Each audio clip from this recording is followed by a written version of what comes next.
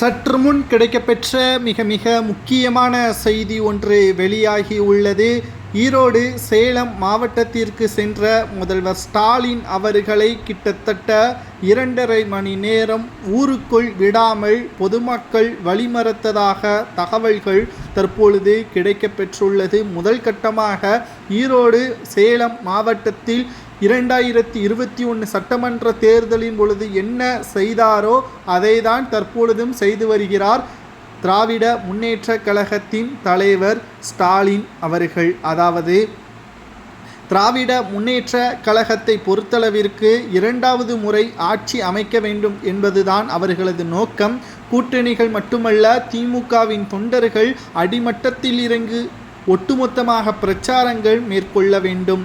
குறிப்பாக சொல்ல வேண்டும் என்றால், திராவிட முன்னேற்ற கழகம் சொன்ன வாக்குறுதியை நிறைவேற்றியிருந்தால் மக்கள் மீண்டும் ஓட்டுக்களை செலுத்தியிருப்பார்கள்.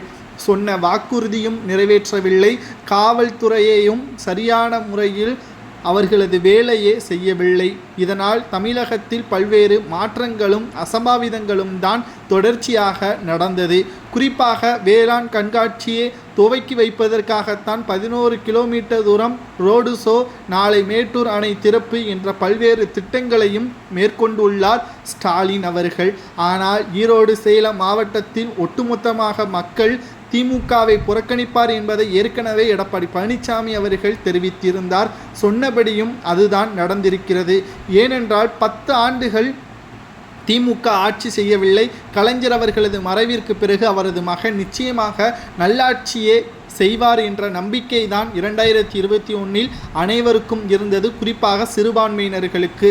ஆனால் சொன்ன வாக்குறுதி நிறைவேற்றப்பட்டதா என்று பார்த்தால் கேள்விக்குறிதான். 525 வாக்குறுதிகளில் 5% கூட முழுமையாக மக்களுக்கு செல்லவில்லை. ஒட்டுமொத்த 525 வாக்குறுதிகளிலும் 20% மட்டும்தான் நிறைவேற்றப்பட்டதை நம்மால் உறுதியாகவும் கூற முடியும். பல ஒட்டுமொத்த மக்களின் வாழ்வாதாரத்தை பாதிக்கக்கூடிய வகையில்தான் ஸ்டாலின் அவர்களது செயல்பாடுகளை இருந்ததையும் நம்மால் பார்க்க முடிந்தது. திராவிட முன்னேற்ற கழகம் நிச்சயமாக 2026 சட்டமன்ற தேர்தலில் தோல்வியடையும் என்பதற்கு ஈரோடு சேலம் மாவட்டத்தின் மக்கள் அவர்களது செயல்பாடுகள் மூலமாக இன்று தெரிவித்து விட்டார்கள். இனி ரோடு ஷோ நடத்துவதாக செயல்பட்டால் மதுரையிலும் ஈரோடு சேலம் போன்ற பகுதிகளிலும் நடந்தது போல் உங்களது பகுதியில் நடக்குமா என்பதை கமெண்ட் வாயிலாக கூறுங்கள்.